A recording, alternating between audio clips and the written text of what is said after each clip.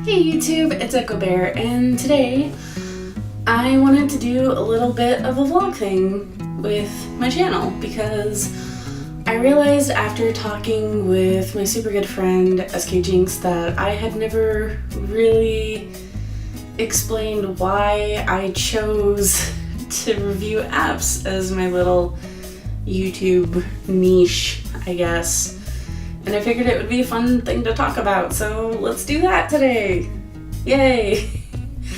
I totally decided to do this video last minute. I have nothing prepared, so let's see how this goes. But a little background on my channel. I was in about my junior year of high school when I started thinking about doing a YouTube channel in general, and I do kind of wish that I would have taken the plunge and started doing it back then when I had more free time and more energy. I was more depressed back then, but semantics. But this is funny to talk about and I regret it. Because I was depressed and so fed up with where I lived, I originally wanted to take the YouTube name The Nowhere Girl, which is really sad, and I'm so glad I chose Super Echo Bear over that because it's an echo bear, and who knows what that is, I don't know, but it's cute, it's me, it's necessities. But yeah, so that aside, what that channel was originally going to be and that is hidden from the world were a couple of test album reviews. I was gonna originally review music and albums and stuff, and I had done a ton of research. I listened to a bunch of albums exhaustively that I wanted to talk about, and then it hit me. I know nothing about music. I can't talk about music. I have done no classical training in music. I don't know why things sound good, and just a bunch of other stuff. So with the realization that I knew absolutely nothing about music and how to articulate that in a way that would be entertaining, in a way that I wouldn't make an absolute fool of myself, I decided to put that on the back burner. And if you look at some of my older videos, a lot of the descriptions will say if you want to see an app or an album reviewed, that's why, because for a really long time I had planned to go back to that, and yet here we are 3 years later and I haven't done a single one. But when I realized that I was kind of looking at doing something that I didn't know about, I kind of had to take a step back and be like, okay, what do I know things about? And this was when I was neck deep in gaming YouTube. I was watching a ton of videos from all of the big name video game reviewers Pro Jared, Peanut Butter Gamer, those guys. They were a huge influence on me and how I wanted to do reviews originally. And so I decided I wanted to do video game reviews. So I originally wanted to do GameCube stuff, and specifically GameCube stuff, because that was the console I grew up with. That was a console I really loved.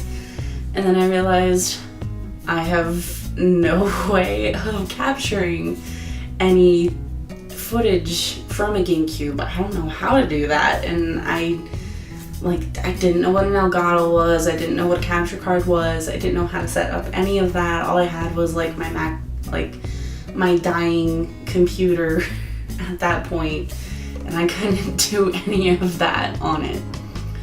So I was well, I don't really see people talking about phone games, and those are video games. I know some people are ugh, casual games, it's not real video games, only Dark Souls is a real video game. And that's not true. A lot of the apps I review are a lot harder than Dark Souls, so that's not even a good comparison. But I realized that I didn't see a lot of people covering that, so I was oh, I can look at that.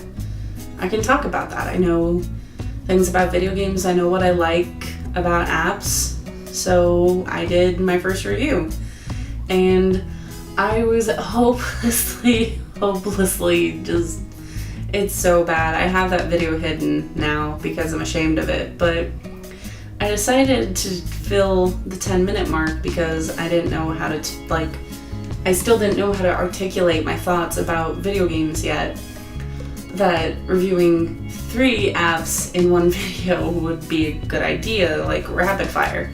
It was a horrible idea and it backfired in my face, and it's not a good video, and I don't want to watch it.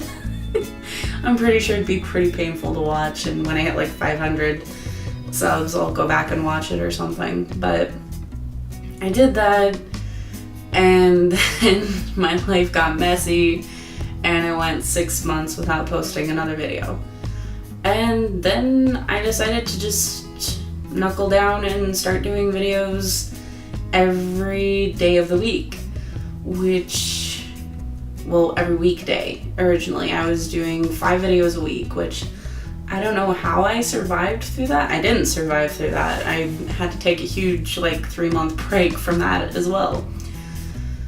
But yeah, that's kind of like a little behind the scenes backstory, and you guys can watch some of my vlogs from back then of me explaining that I was exhausted and I couldn't keep up with that many videos. So I finally worked out what I wanted to do, how I wanted to do it, and how often I could do it without burning myself out. And here we are. Here's the bear you know and hopefully love, because that's what I'm trying to do. Yay. But it still doesn't fully answer the question of why apps, because I know what an Elgato is now. I know how to get all these different capture elements. I stream all the time now. I guess it begs the question, why do I still talk about apps? And it goes back to the conversation I was having with SK Jinx. And he and I were talking about how apps have essentially reset the gaming industry back to essentially Atari days, where we have this medium, it's a good medium, we can do things with this medium, we don't know what to do with it, kind of thing. There is so much just deep potential in the App Store and just in apps in general, and a mobile platform and a touchscreen based platform that no one knows what to do with it yet. If you look at things like the Switch, Xbox, PlayStation, those are very grounded, very solid, established platforms that know what they're doing, know what the games can do. They do push the boundary a little bit, but it's still essentially the same types of games. It's very niche. This has weird control schemes that you have to learn, control schemes that people just make up on the fly, control schemes that use the gyroscope and not the touchscreen, use the touchscreen and nothing else, use swiping mechanics. And that's just so many different things and so many options that this can look at, that it's just really fascinating to me to go through them and see what people are doing about it. But it also opens the door for a lot of horrible games, because no one knows what they're doing. People have figured out you can make a lot of money off of this, so a lot of people are trying to get in on it and trying to learn how to code and trying to learn how to make their own games, trying to make the new Facebook, new Twitter, new Instagram, new Vine, tons of stuff like that. And it's awesome to be able to be neck deep and get developers to come and ask me to look at games that they've developed, see the new creative ways people are doing games, seeing the creative ways that they're looking at porting old games. There's Sonic games, the very early Sonic games. Sega has started porting over. Grim Fandango has been ported over from a PC game to a touch game. And those 2 games I haven't reviewed yet, and I need to. But it's really fascinating to see how people are trying to figure out what to do with this platform, because you're seeing these bigger name companies like Nintendo trying to kind of nose their way into the app market, because it is a really big and lucrative market, in all honesty. And that's why I review apps, because I get to talk about that. I get to see the wild things people come up with and kind of, give guidance of what I think because I know how to code, I know how to do art, I know how to animate, I know how to do a lot of stuff that goes into it. I've never made my own game. I read a lot on game theory, so I know what the world en masse thinks. So I guess I'm qualified, question mark, to talk about it.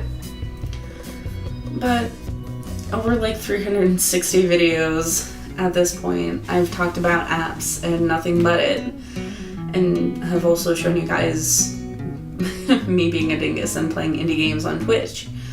But for my channel, I really do genuinely love talking about apps. They're so much fun, they're so weird and quirky, and they just give people like such a huge opportunity to be creative. Or like a lot of times, if you do look at the people who are reviewing like console games or nostalgia games, it's a lot of the same stuff, and it's a lot of stuff that we're familiar with. With me, I just pop up into the app store, or a friend suggests something that they found, and it's like, oh hey, here's this random game where it's a pinball-esque thing, except it's like Pokemon, but you fight things, and like, what? That sounds amazing. I want to look at that. It's just, I don't know, it's kind of the Wild West of video games again, and it's exciting to get to watch.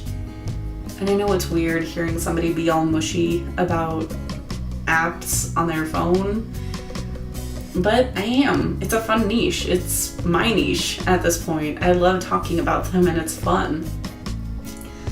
So yeah, I hope that like kind of sums it up. I review apps because they're fun. They're interesting and creative and fun and wild and stupid and uncreative, and it's a wonderful, horrible mixture.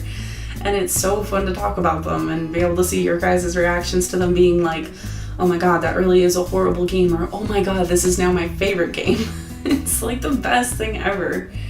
So yeah, I rambled for like 12 minutes there, but I hope that clears up why I do what I do. I don't really know how to finish out this video, but I hope I can talk more about game theory stuff in the future, and I hope this is a good kickoff point for me to do that. So if you guys like this video and want to hear me talk about stuff like this more, definitely let me know, because this is the first kind of this video that I've done, and I want to do more, but I need to know if you guys are on board with it. So yeah, if you want to hear me talk about more about game theory, more why I like this, more of what I see going on in this crazy Wild West of an app store, let me know in the comments. I do super genuinely want to know. So as always, thank you guys so much for watching. I hope you enjoyed my ramblings. Next time I'll be more prepared, I promise. Make sure to stick to the very end of this video to see more stuff that I've done, and I hope you all have a lovely day, and I'll see you in the next video. Bye!